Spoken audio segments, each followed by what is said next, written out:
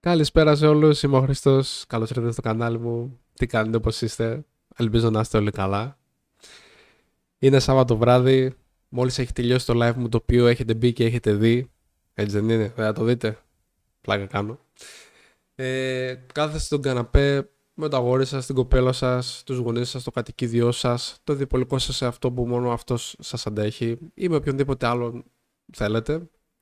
Και θέλετε να βάλετε μια horror ταινία, να τη δείτε, να τη γουστάρετε και να την ευχαριστηθείτε, αλλά φοβάστε ότι θα χάσετε μια μισή ώρα από τη ζωή σας, διότι πλέον τα εξώφυλλα και τα τρέιλερ φαίνονται πάρα πολύ ωραία, αλλά στην πραγματικότητα είναι μια βλακεία ολόκληρη.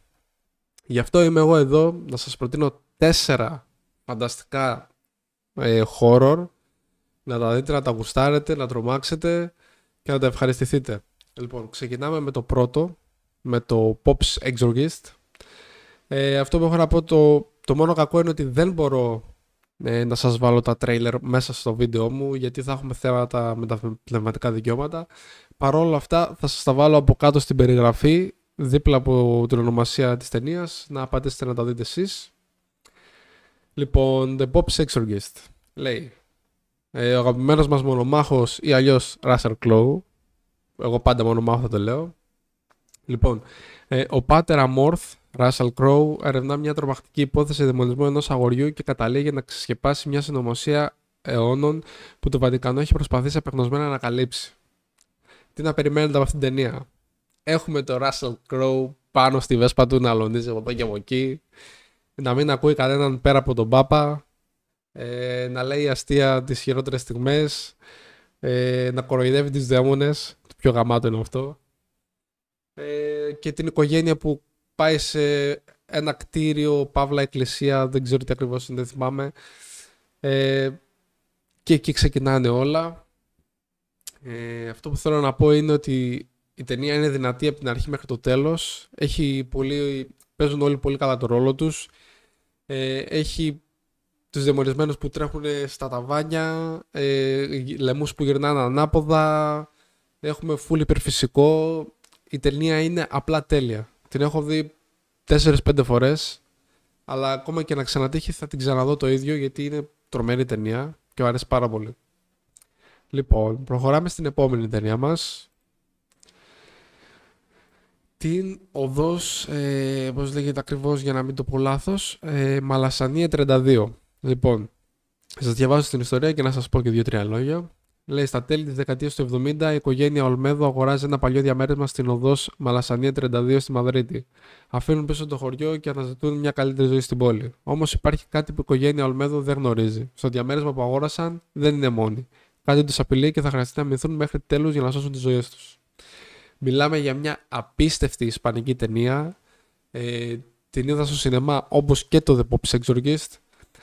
Αυτή δεν ήξερα τι ακριβώς θα δω. Είπα πάω να τη δω και εντάξει, ό,τι και να βγει, είτε είναι καλή είτε είναι χάλια, θα τη δω. Αλλά πραγματικά βγήκε μια τέλεια ταινία. Είναι απίστευτη. Από την αρχή μέχρι το τέλος η ταινία είναι πάρα πολύ δυνατή. Η οικογένεια παίρνει αυτό το διαμέρισμα γιατί ήταν φθηνό για κάποιο λόγο. Όλοι ξέρουμε τον λόγο. Ο παππούς την έχει ψηλιαστεί και λέει ότι γιατί ήρθαμε να μείνουμε σε αυτό το σπίτι αφού κάποιος μένει ήδη. Και γίνεται ένας κακός χαμός. Ειδικά στο τέλος, δεν θέλω να κάνω spoil, θέλω να πάτε να τη δείτε.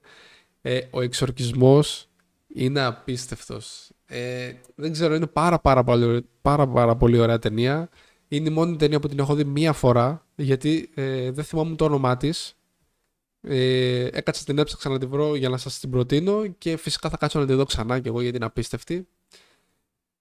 Πατήστε να δείτε το τρέιλερ και θα καταλάβετε τι εννοώ. Είναι από τις λίγες ταινίες που το τρέιλερ δεν είναι τόσο καλό όσο η ταινία. Και θα καταλάβετε γιατί, εάν θα τη δείτε. Συνεχίζουμε δυναμικά με το Delivery Us from Evil.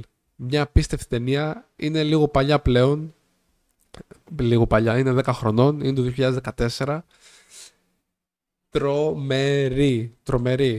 Όλα, και τα σκηνικά και το γύρισμα και το πώς οι ηθοποιοί παίζουν είναι τρομεροί. Έχουμε τον μπάτσο, τον αστυνομικό μας, τον οποίο έχει ένα ραντάρ κακών, δηλαδή νιώθει τις κακές παρουσίες έχει κάνει κάτι στο παρελθόν το οποίο το κουβαλάει μαζί του συνέχεια και ο δαίμονας θα το εκμεταλλευτεί αυτό εναντίον του.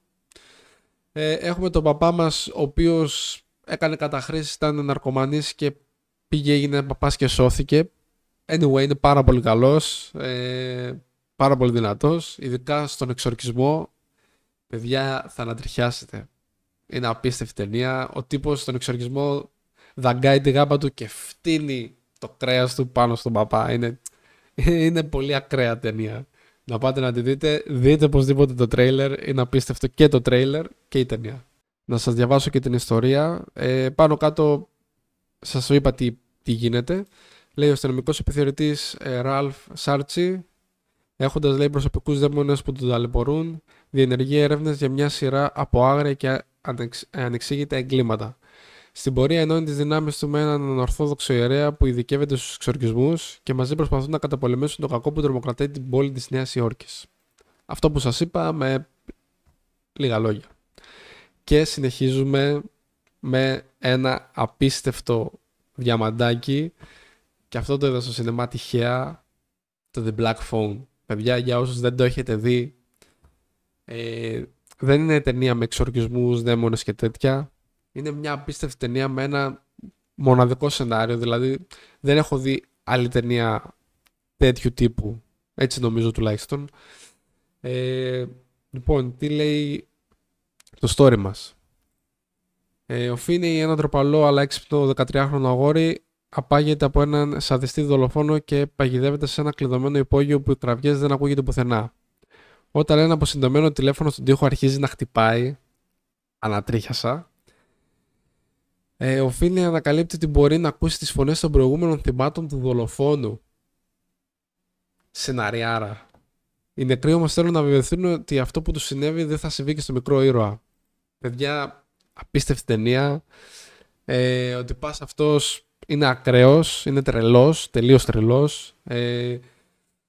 Απαγάγει τον πρωταγωνιστή μας, τον βάζει σε ένα υπόγειο και τα πεθαμένα παιδιά που έχει σκοτώσει αυτός ο τύπος εκεί στο υπόγειο τον βοηθάνε μέσα από ένα τηλέφωνο που είναι κομμένο το καλώδιο. Μιλάμε, είναι ταινιάρα, να πάτε να τη δείτε, να δείτε και το τρέιλερ. Πραγματικά την έχω δει 4, 5, 6 μπορεί και 7 φορές, μ' αρέσει πάρα πολύ. Πραγματικά αυτές τις 4 ταινίες, άμα τις δείτε, θα με θυμηθείτε. Πάει πάνω από 13 χρόνια που βλέπω horror ταινίες. Έχω να σας προτείνω πάρα πολλές ταινίες, αλλά αυτές είναι οι πιο πρόσφατες. Έχω και παλιές ταινίες ψαχμένες που σίγουρα κάποιοι από εσάς δεν τις έχετε δει. Anyway, πείτε μου στα σχόλια εάν κάποιος από εσάς που βλέπει αυτό το βίντεο έχει δει κάποια από αυτές τις ταινίες. Να μου πείτε, επειδή πάντα είναι η γνώμη μου αυτά που λέω, να μου πείτε και τη δικιά σας γνώμη στα σχόλια, να δω αν συμφωνούμε και αν όντως αυτές τις ταινίες είναι top ταινίες horror. Είμαι ο Χρήστος, κάντε like και εγγραφή και τα λέμε σε επόμενο βίντεο. Γεια σας.